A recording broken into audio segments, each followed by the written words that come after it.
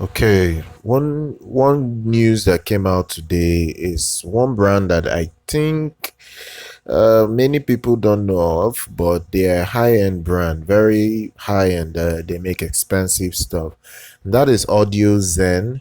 They have released their Alchemy Embrace amplifier. It's a hybrid amplifier.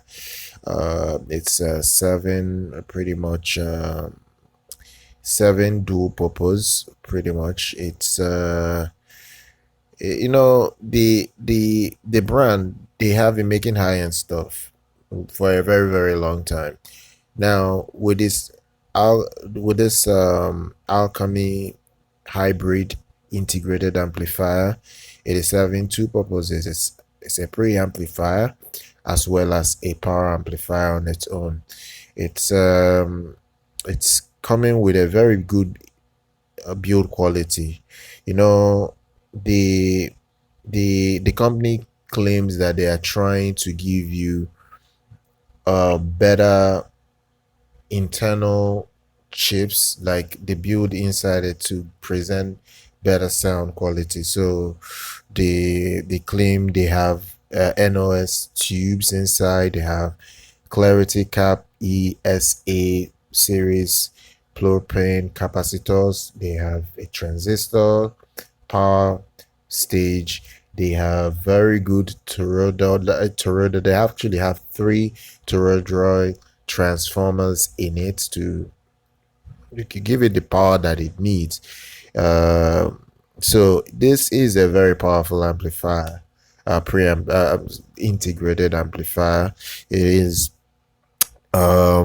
it's on the expensive side. It still comes with your regular inputs like RCA stereo input. You also get a UV meter, they call hog meter, that shows you what is going on in your power output and every other thing that is going in.